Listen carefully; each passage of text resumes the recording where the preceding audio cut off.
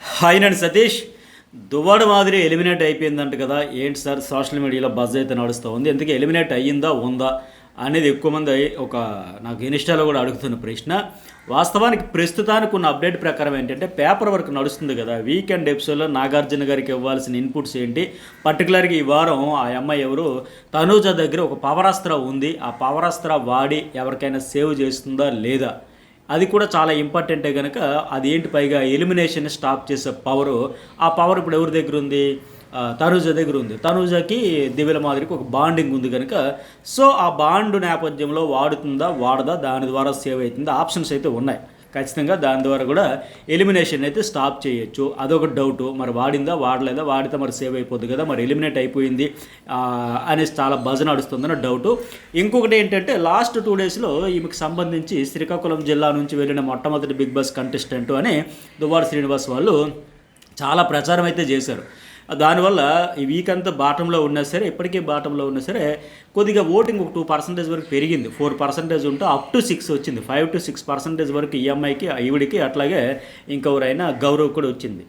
దీనివల్ల ఏంటి, వాళ్ళైతే చాలా ప్రయత్నం చేశారు. గతంలో ఆయనకి ఒక పొలిటికల్ పార్టీలో ఉండడం వల్ల పొలిటికల్గా క్యాంపెయినింగ్ చేశారు. సోషల్ మీడియా అకౌంట్స్ ద్వారా కూడా చాలా విస్తృతంగా ప్రచారం చేశారు. కాలేజీలు కావచ్చు, విలేజెస్ కావచ్చు. ఆ బ్యాక్గ్రౌండ్లో ఏమైనా ఈవిడ సేవ్ అయి ఉంటుందా లేదా ఏంటి అనేది ఇప్పుడు చాలా వరకు డౌట్. అయితే ఈ వీడియో నేను చేసే సమయాన్ని కూడా paper work update every week మనకు కూడా వచ్చేది, అది చాలా అప్డేట్స్ మీతో షేర్ చేస్తాను కదా. బట్ షూట్ అయితే ఇంకా కంప్లీట్ కాలేదు. అది అరౌండ్ 6:30 ఈ టైం అయితే కంప్లీట్ అయ్యేసరికి యూ ఆర్ ఎలిమినేటెడ్ అని 6:30 to 7 కూడా కావచ్చు. ఇంకా వీకెండ్లో ఎక్కువగా పంచాయతీలు ఇవన్నీ డిస్కషన్స్, అడగాల్సినవి కడగాల్సినవి, కోటింగ్ ఇవ్వాల్సినవి, వీడియోలు చూపాల్సినవి, లేకపోతే సెలబ్రిటీస్, సినిమా ప్రమోషన్స్, ఇవన్నీ ప్రాసెస్ అంతా ఉంటుంది కనుక లాస్ట్ ఆ టైం అయితే అవుతుంది. ప్రస్తుతానికి కాలేదు, ఆ షూట్ కంప్లీట్ కాలేదు, కానీ కన్ఫర్మ్ అయితే ఉంది, ఛాన్సెస్ అయితే ఉన్నాయి. మరి ఎందుకు ఏంటని కూడా చెబుతా. వాస్తవానికి ఏంటి, ఆ పవరాస్త్ర ఈవిడ దగ్గర ఉండేటప్పుడు కూడా ఆపరేషన్ మాధురి చేపట్టి ఆ పవరాస్త్ర కూడా ఈవిడ ద్వారా మీ మాట బిహేవియర్ బాగాలేదని తీసుకున్నారు.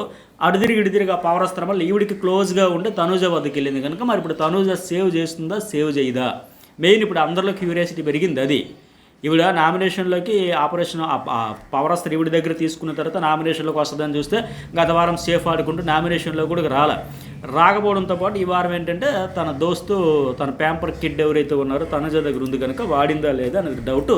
పైగా ఇప్పుడు అందరూ అడుగుతున్నది ఏంటంటే మ్యాడీ వచ్చింది, డాడీ వెళ్ళిపోయారు, మళ్ళీ ఇప్పుడు డాడీ వచ్చారు, మ్యాడీ వెళ్ళిపోతుందా, ఇలా ట్రోల్స్, మీమ్స్, రకరకాల ట్రాలర్స్కి అయితే ఇంకా ఫుల్ కంటెంట్ కదా, చాలా జోక్స్ అయితే పేలుతూ ఉన్నాయి. ఎంతకీ వెళ్ళిందా ఉండిందా ఏం జరిగిందని. అయితే ఈ ఆపరేషన్ మాదిరి కూడా ఎందుకు ఆ పవరాస్త్ర తీసుకోవడం, కానీ గత వారమైన నామినేషన్లకు తెప్పిద్దామన్నా ఆవిడ సేఫ్ గేమ్లో భాగంగా రాకపోవడం ఈ వారం అయితే వచ్చింది. ఇవంతా ఎందుకంటే గతంలో ఒక కంటెస్టెంట్ల గురించి ఎక్కువగా ట్రోల్ చేసేవారు.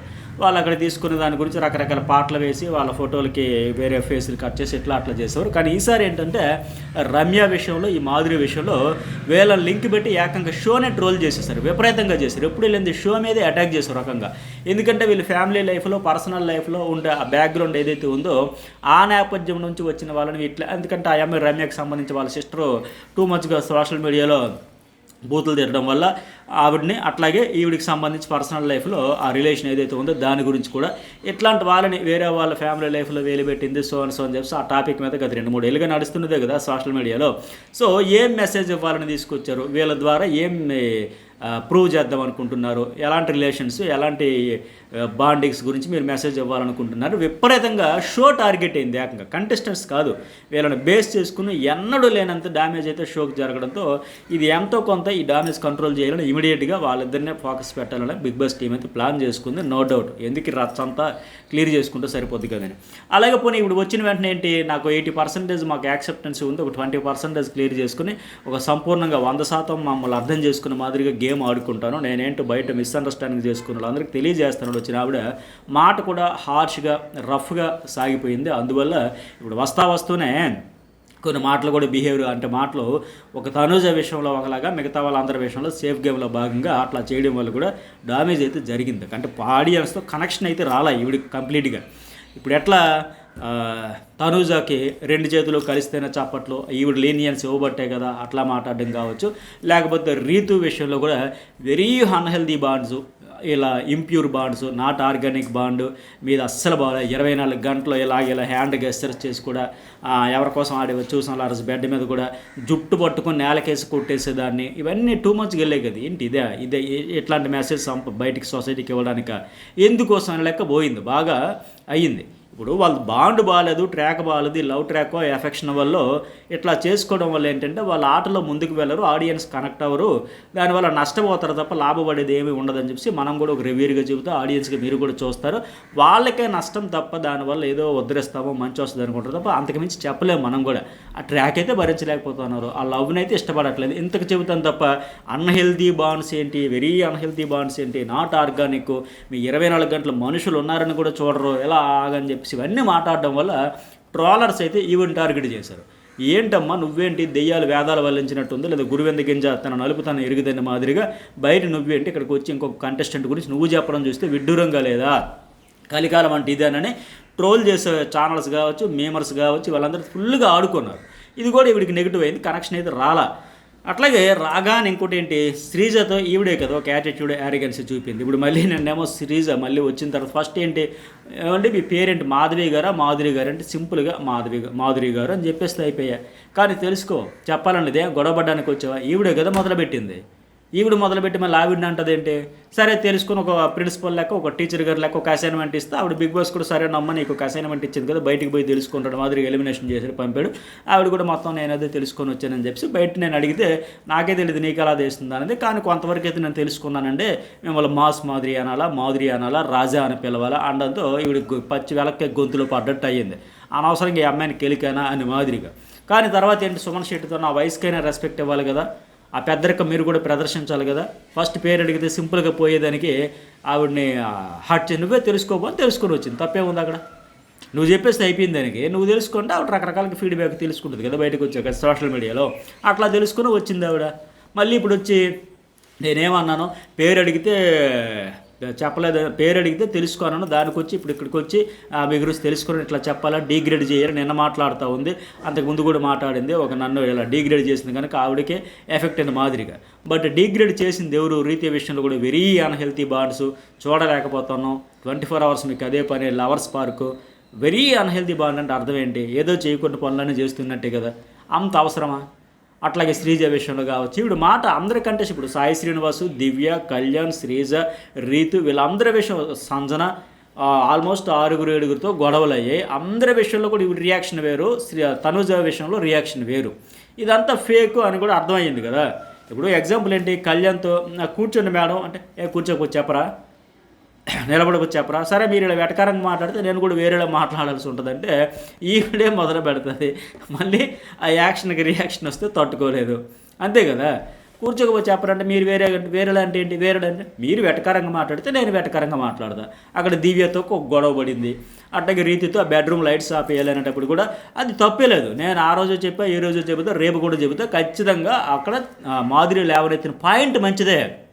అమ్మ మీరు మాట్లాడండి గార్డెన్ ఏరియాలో మాట్లాడుకోవచ్చు కదా, మాకు కంటిన్యూగా పడుకోవాలి కదా, కొత్త ప్లేస్ కదా, కొద్దిగా అలవాటు పడేంత వరకు నిద్ర పట్టట్లేదు కదా, ఇబ్బందిగా ఉంది, మీరు ముచ్చట్లు పెట్టుకొని కబుర్లు ఆడుకుని ఇవన్నీ చేసుకుంటే బయటికి వెళ్ళొచ్చు కదా, అక్కడ మాట్లాడుకోవచ్చు, కంటిన్యూగా పడుకుంటే కదా రేపు పొద్దున్న టాస్క్లు ఆడుకోవాలి, మీకు వస్తుంది కదా ఎనర్జీ నాకు ఉండాలి కదా అని చెప్పొచ్చు. ఇంకా నాగ్గా చెప్పొచ్చు అంటే ఇప్పుడు తనుజైతే ఎంత ప్రేమగా ఉంటుంది అట్లా కూడా చెప్పొచ్చు.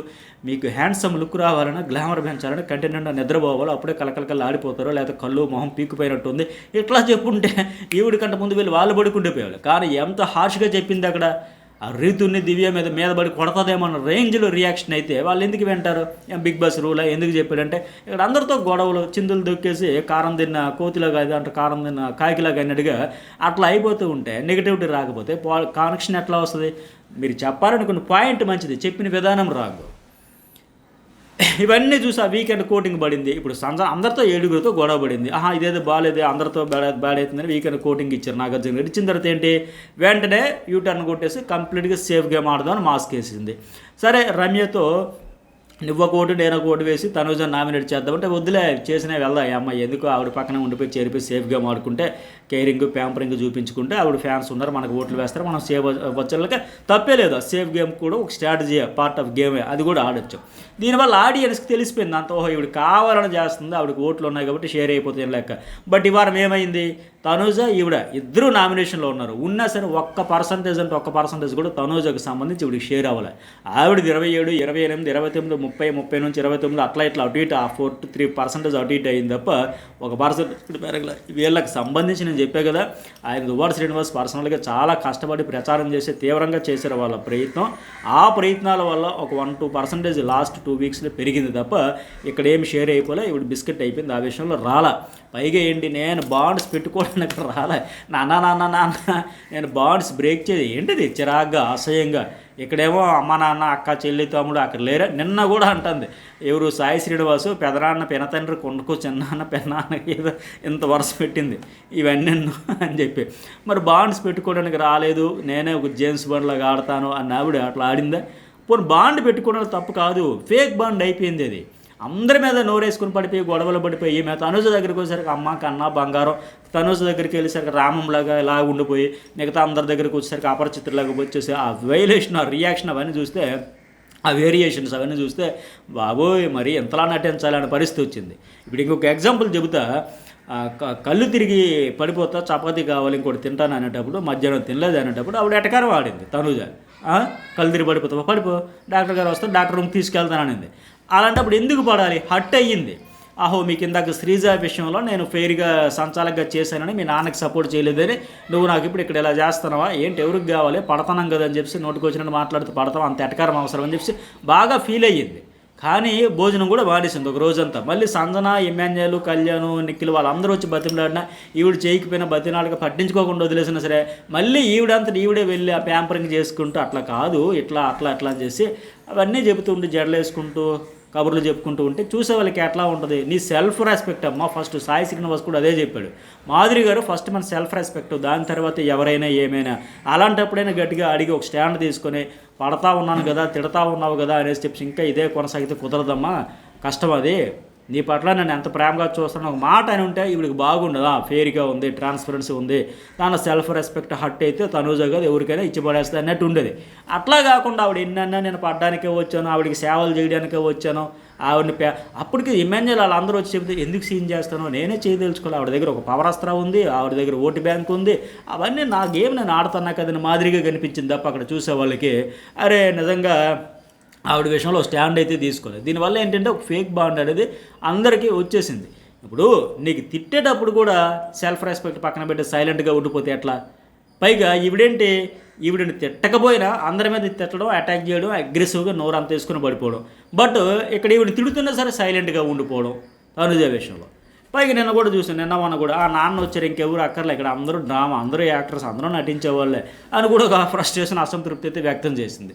బట్ ఫేస్కి మాస్క్ అయితే వేసుకుంది పర్టికులర్గా ఆ విషయంలో. ఇవన్నీ కూడా మైనస్ అయ్యే తప్ప ఇది రాకపోయా. అయితే మరి ఏం చేసింది ఎక్సలెంట్గా అని చెప్పాల్సి వస్తే సంచాలకురాలుగా మాత్రం అదరగొట్టింది, నో డౌట్ చాలా బాగా చేసింది. అక్కడ శ్రీజ విషయంలో పడకపోయినా కావాలనే ఈ దమ్ము శ్రీజ ఎస్ ఈవిడికి మాధురికి ఎట్లా చేస్తుందో చూద్దామని ఇచ్చినా సరే 100% కూడా క్లియర్గా చేయగలిగింది. ఆ విషయంలో మాత్రం ఆవిడికి అర్థమైంది, నా నెరికేద్దామని లెక్క చాలా ఫేర్గా చేసింది, ఏ మాట కామాట. భరణి గారి టీంకి వస్తే నేను సపోర్టు, బట్ ఇక్కడ సంచాలకులుగా మాత్రం ఫేర్ డెసిషన్ అనేది నిర్ణయం తీసుకుంది. నిన్న వీళ్ళు కూడా మాట్లాడుకున్నట్టు నైట్ మాట్లాడుకుని ఆ విషయం చేసింది. ఆ తర్వాత కూడా బిగ్ బాస్ ఎక్కడైనా బిస్కెట్ అవుతుందో లేదని వరుసగా ప్రతి రాసుకు ఒక 4-5 రాసులకి ఈవిడనే సంచాలకురాలుగా పెట్టినా ఎలాంటి పార్షియాలిటీ, ఫేవరిజం లేకుండా ఫెయిర్గానే చేసింది. అది మాత్రం ఇవిడికైతే ఒక సాటిస్ఫాక్షన్ ఓవరాల్ జర్నల్ ఏదైనా ఉందంటే అదని కూడా చెప్పొచ్చు. సో మొత్తానికి ఏంటంటే ఈ వారం ఇద్దరు తనుజ ప్లస్ ఈవిడ ఓటింగ్లో ఉండడం, ఈవిడికి షేర్ అవ్వకపోవడం వల్ల ఎలిమినేట్ అయిపోయే ఛాన్సెస్ ఎప్పటికీ కూడా చాలా ఎక్కువే ఉన్నాయి. 99.99% ఈవిడ వెళ్ళిపోయే ఛాన్స్ ఉంది. షూట్ కంప్లీట్ అయిపోగానే మీకు ఆ వీడియో అయితే అప్లోడ్ చేస్తా. సో ఇంకో ఆ పవర్ అస్త్ర మరి వాడిందా లేదా ఆ ప్రాసెస్ కూడా ఉంటుంది కదా. ఆ పవర్ అస్త్ర వాడితే దాని ట్విస్ట్ ఎట్లా ఇచ్చాడు బిగ్ బాస్, ఈ వారం కాదు వచ్చే వారం వాడాలన్నాడా, లేకపోతే ముందే ఒక 4 రౌండ్ల ముందు వాడేవాడా, ఆ టాపిక్కే తేకుండా వదిలేశాడా? మెయిన్ ట్విస్ట్ ఈరోజు మనం చూడాల్సింది, వెయిట్ చేయాల్సింది ఎలిమినేషన్ ప్రాసెస్కి సంబంధించి. తనూజ విషయంలో ఈవిడ అంత కేరింగు, ప్యాంపరింగు, ఆ బాండ్ కోసం పరితపించిపోయినా దానికోసం సకల కళలు ప్రదర్శించి ఆవిడ దగ్గర మంచిగా ఉండాలి, ఒక బాండ్ అని కోరుకుని తెగ సర్వ ప్రయత్నాలు చేసినా సరే మరి కాపాడిందా, కాపాడితే ఎట్లా ఏంటి అదైతే మనకి ఇప్పుడు చూడాల్సింది. ఒక ఎగ్జైట్మెంట్ పెంచేది అదే. ఎలిమినేషన్ అయితే చెప్పేదే ఉంది, అఫీషియల్గా షూట్ అయితే కంప్లీట్ కాలేదు కానీ కన్ఫర్మ్ అయితే ఛాన్సెస్ వెరీ హై ఉన్నాయి, 99.99%. మరి వీకేమనిపించింది మాధురి గారి ఎలిమినేషన్ అండ్ ప్రాసెస్కి సంబంధించి కూడా ఒక మెసేజ్ పెట్టండి, లైక్ చేయడం అయితే మర్చిపోకండి.